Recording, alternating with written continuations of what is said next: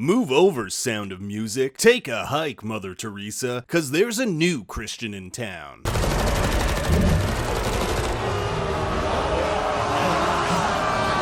Yes, HBO Europe's 30 Coins gives us the most frightening thing to come out of Spain since Antonio Banderas played the Phantom.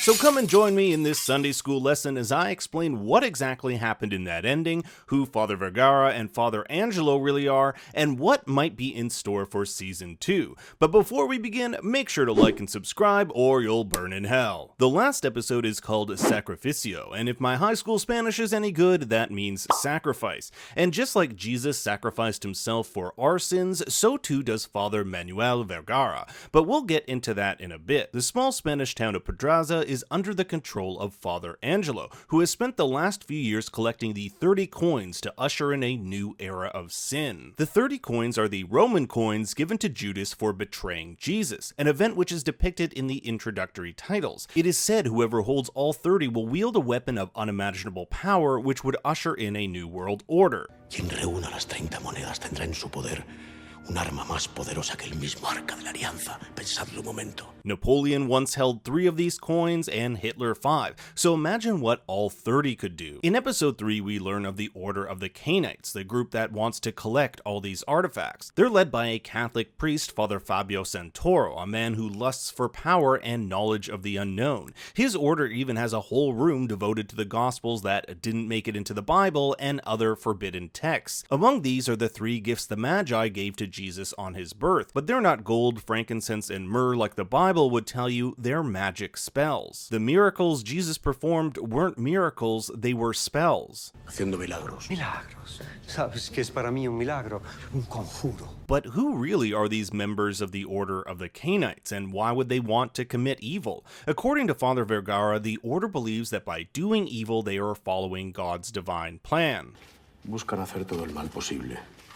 Porque esa es la manera de seguir los verdaderos designios de Dios. The logic goes something like this. If God is all-powerful, then he should be able to stop sickness, war, poverty, basically all that evil stuff. But he doesn't. Therefore, evil must be a part of God's divine plan. So by doing evil, you're basically playing a necessary role in God's plan. The order also follows an alternative view of Jesus' death put forward in the Gospel of Judas, a real document said to have been written somewhere in the 3rd century AD and discovered in the 1970s. It's important to note that you can't find this gospel in the Bible, but if you're interested, you can find it online. It details that Judas wasn't a betrayer, but that Jesus knew he was to die and asked Judas to betray him so that he could be sacrificed.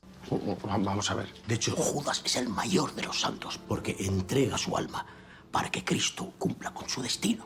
We also have this guy named Angelo or Angel, the entity who ends up orchestrating the collection of the coins and prepares everything for Fabio's ascension as the Dark Pope. He never explicitly says he's the devil, but he definitely could be. His name has angel in it, and Satan was an angel who rebelled against God. In episode 3, we get a flashback of Vergara, Santoro, and Sandro in 1990. Santoro has chained Angelo in a storage unit for over 2 months, and this Angelo guy claims God is a madman who enjoys watching humans suffer. After the great battle between Satan and God, Satan withdrew his men to a safe place, hiding in an aspect of God called Hell. This battle erupted because the angels who were tasked with committing evil by God were never given credit for their part in God's divine plan. They're kind of like the Judases of the afterlife, constantly being blamed for bad things even though they're just doing what they've been told. God, of course, couldn't allow the rebellious angels under the control of Satan to get credit because that would mean exposing their evil as part of himself. Dio non vuole riconoscere che il male fa parte di lui.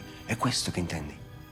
Bingo. What I'm getting at here is that God is basically good and evil. It's a delicate balancing act, but with the 30 coins, the Cainites want to tip the balance of power in their favor. The last episode begins with Father Angelo awaiting the arrival of Fabio Santoro, the soon-to-be Dark Pope. I guess they need a human to fill this role, kind of like how Jesus filled that role for God. He's created a fog around the town using a spell involving the blood of unborn children, which forbids anyone from leaving. He's also mind-controlled almost all the townspeople people via unholy communion. Anyone who takes communion falls under his control. We see this when Mercy isn't under his control, opting to save her communion wafers. Vergara arrives back in town to face his demons, literally. In a very weird battle with a giant hell demon that drops burned hellspawn, he shoots a version of himself, after which the creature disappears. But why would Vergara's soul be in hell? As we'll find out later, Vergara has been working this entire time for Satan. In the season's climax, Angelo reveals that Vergara was chosen by him. He needed someone who could resist temptation all these years without crumbling under the pressure. Someone who could hold on to the coin for safekeeping and not give into its power until he was needed. It's never revealed in the show why Angelo couldn't hold onto the coin himself. It's only hinted that the coin will always find a way out of hell because it doesn't want to be there. Yo no he robado nada.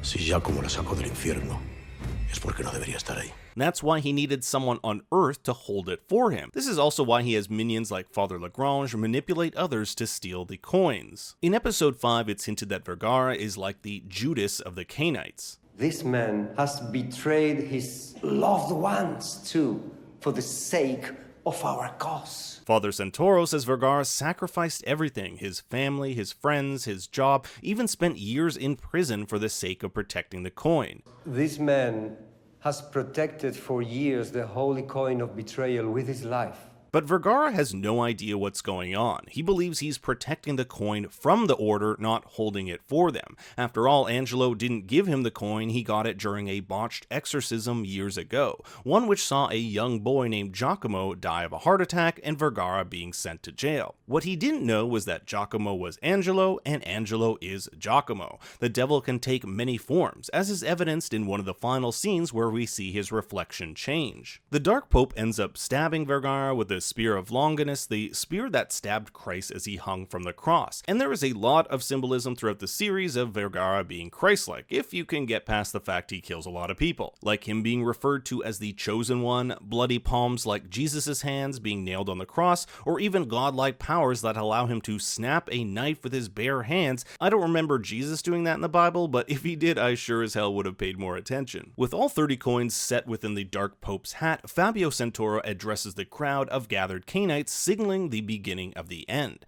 But Vergara has one more trick up his sleeve. Earlier in the episode, he used the blood of St. Ambrose to conjure a spell and take control of a dove. He uses this dove to distract Fabio, allowing him to sacrifice himself by throwing him off the edge of the church. The Dark Pope's hat falls off, scattering the coins everywhere, causing the Cainites to viciously fight for their control. Now, this is absolutely setting us up for a season 2, essentially resetting the coins to be found all over again. And that's exactly what happens with Mercy, who conveniently finds one underneath her shoe. With her being rejected by Paco, it looks like she'll be teaming up with Father Lagrange, who seemed to be flirting with her earlier in the episode, to possibly collect the coins all over again. Now we have to ask ourselves, is Father Vergara dead? I wouldn't count on it. With all the Christ symbolism, resurrection, spells, angels and whatnot in this show, I wouldn't count him out. The guy also fell from a height shorter than Antonio did in episode 1, and Antonio survived, so who knows? Then there's Elena, who was stabbed with a cursed pin. Normally something this size wouldn't kill you, but since it was cursed by the cockroach lady, it seems to be far more dangerous. The question that remains is if the curse will have any lingering effects. Like, will it make it so Paco and Elena can't fall in love because, as the old lady said to Mercy, now he's all yours. Finally, I want to talk about Angelo morphing into this Asian man. I checked the credits and he's simply referred to as Asiatico or Asian. Judging by this and the actor's slim IMDb credits over the years, I don't think this is some big new character for season 2. Really, the purpose of this last scene is to show us two things: that Angelo can morph into different forms and that he has business in New York. But check this out. If you pause here, you can tell it's not an Asian man. Did they not have money to fly the actor out to New York, or has Angelo shapeshifted once again? Other than that, there's not much to go on. But if I were to guess what the main plot of season 2 will be, it's 3 groups vying to collect the 30 coins. We have Paco, Elena, and Vergara as group 1, Lagrange and Mercy as group 2, and Angelo as group 3. So I'm excited to see how this plays out. But what did you think of 30 coins? And do you have any theories on season 2? Let me know in the comments below. Thanks for watching, everyone. Please make sure to like, subscribe, and share. And for more bad takes, you can follow me on Twitter and Instagram at ThinkStoryYT. Until next time, remember, Daddy loves you very much.